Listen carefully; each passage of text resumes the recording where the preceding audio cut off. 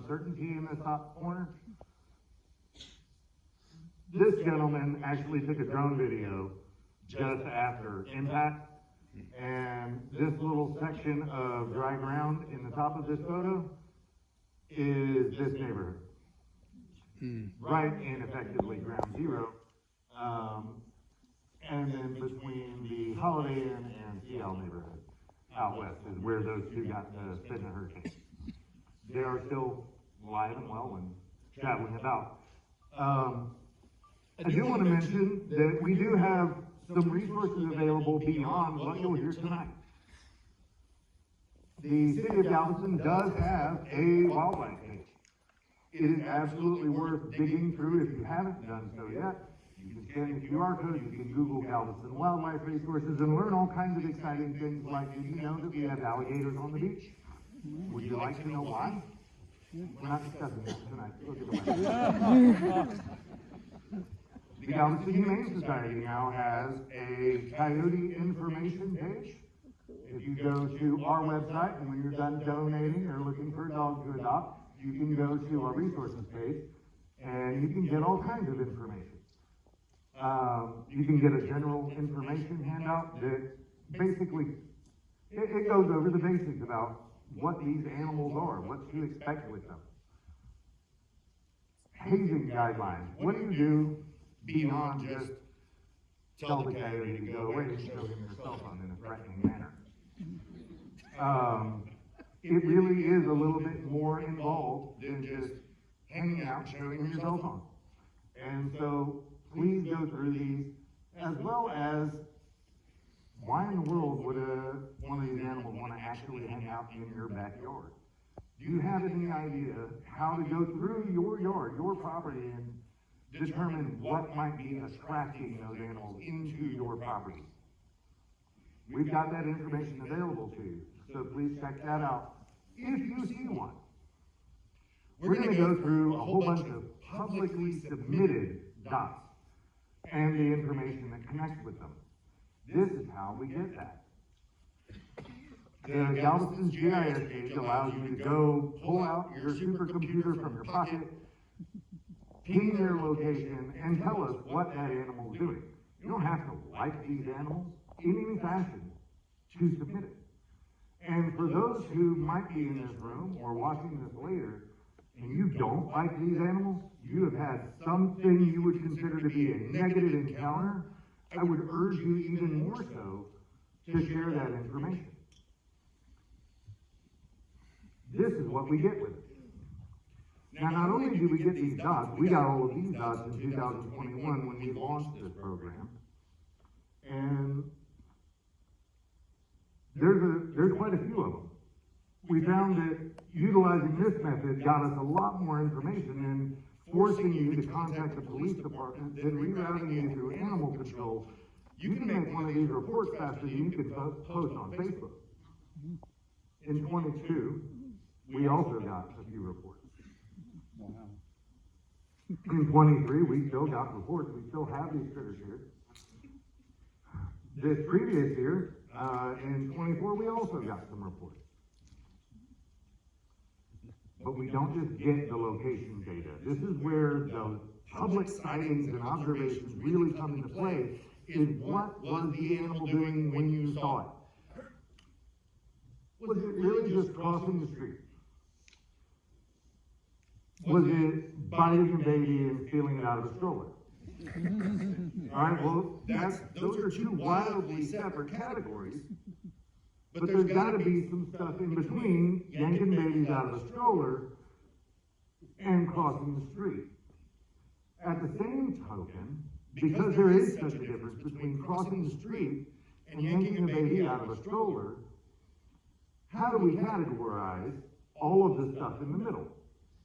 This is a relatively standard categorization that's used by far and wide more jurisdictions than just our little island. And so, because this ranking system of behavior is currently the best practice standard, this is what we have been using for the last number of years. You'll see what we have reported by the public falls much more heavily into the green.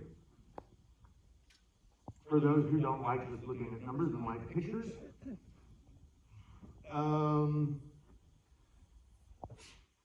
having native wildlife on the island, this is normal. Having coyotes in South Texas or throughout the United States is normal.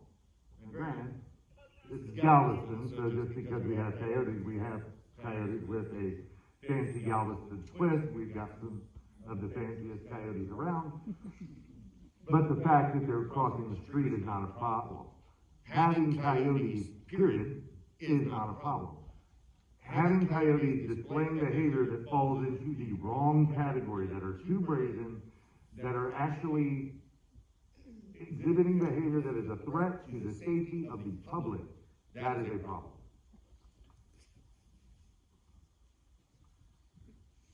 You know the safest place for your cat, feral or not, the safest place for your cat is in the house.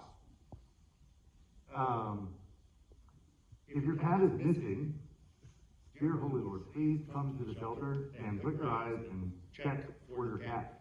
Please file a loss report. It's really, really easy to do. If your dog is missing, please come find it. You know, we have far more critters on this island than coyotes. We have rattlesnakes that hide in the dunes. And so, please don't let your dogs, I don't care how big or small they are, run loose in the dunes. It's actually against the law. So do your part. Be a responsible owner. Keep your dogs leashed and with you. If they do go missing, please come find them. I want to share some exciting numbers, and some really not exciting numbers. Come the end of the year, conveniently, I've got our statistics for this previous year at the Humane Society. You know, the lion's share of 87.9% of the animals coming through the Humane Society last year were stray or abandoned animals. That's a really staggering number.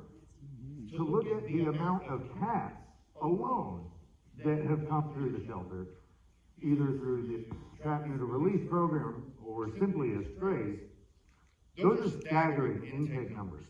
I want everybody to take just a second and look at all 15 cats that were returned to their owners in 2024. Last year I was able to boast a little bit higher number of 16. If there's any number on this page I would like to change, it would be that one. Please, when your cats go missing, know that it's possible they were not eaten by a coyote and they might be hanging out in the shelter with all of their new friends. Please secure your pets. Please know that simply the presence of a coyote crossing the street is not a problem. There are resources available to you, and should you have a question, scan it. I'm going to hand it over. Okay, I can work this. Hi everyone, I'm Bridget. Hello. I'm going to give a quick refresher on the fanciness of the coyotes you have here. I wanted to remind you about the wild canines that exist in our country in North America. I've listed up here several flavors of canines, mostly the wolf variety. If you look in the upper left-hand part of this map, so in the Pacific Northwest region, we have gray wolves. Gray wolves are very common, and they're expanding their range. They also have gray wolf populations in the Great Lakes. So Minnesota, Wisconsin, Michigan, you can find really wonderful and also some unique gray wolves there. There's a subspecies of gray wolf, the Mexican gray wolf, found, of course, in the Southwest.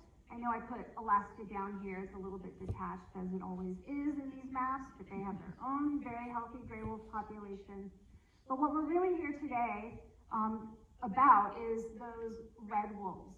And you do not find red wolves anywhere in the wild that isn't humanly managed.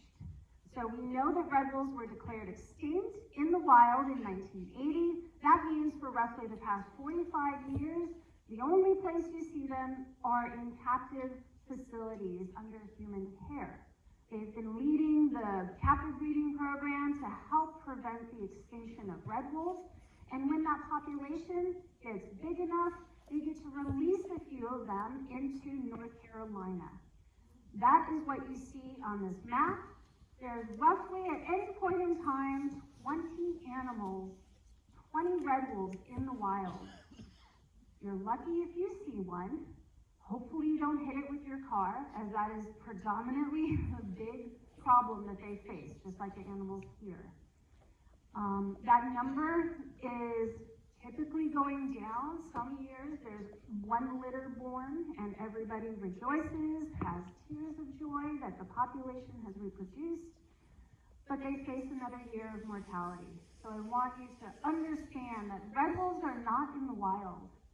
And that brings us to understanding how we think about conservation and the role that our fancy coyotes can play with respect to red wolves. Now, the captive population of red wolves is doing well. There's about 250 red wolves across 49 captive facilities in our country. I love this picture of these pups. These were born in a Tacoma Zoo, I think in 2019. I think they look familiar. They might look like the little guys running around your yard, your street, the beach. And rightly so, they're very closely related to the ghost wolves we have here. But the captive breeding program has been successful, but yet there's always challenges with this kind of conservation program. And that brings us to adding to our map this ghost wolf population that you see here. We have our star. This is a new location. We have red wolf DNA sprinkled across the landscape here, being carried by these coyotes. Some of these coyotes have an average genetic ancestry of maybe a couple percentages. I'm sure many of us have investigated our own genealogy, so we think about genetic ancestry in percentages.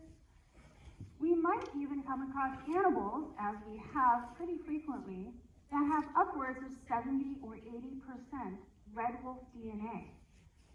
As a side question, how much DNA do you need to be considered a red wolf instead of a coyote? Don't ask us that. And then this history, oops, what keeps happening?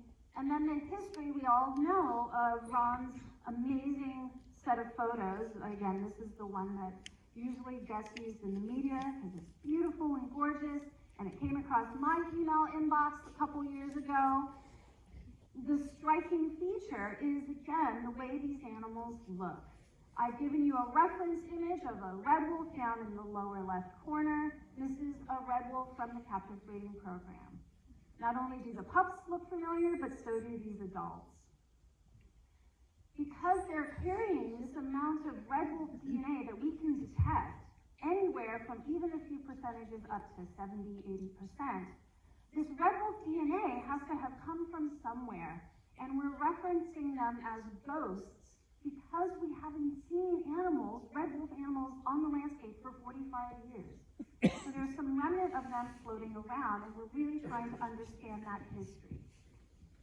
The short schematic that I hope helps, even though it's far more complicated than what I can draw in a cartoon, is that we imagine in the 1970s, when red wolves were on the decline, so steep that the U.S. Fish and Wildlife Service was very worried that they were going extinct.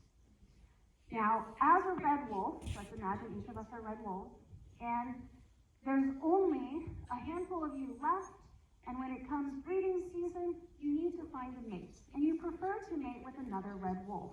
But if you don't find one after you search and search and search, but next door you've got a whole healthy population of coyotes, they'll do in a pinch, and they're also evolutionarily very related to you. So there really isn't any reproductive problems or challenges.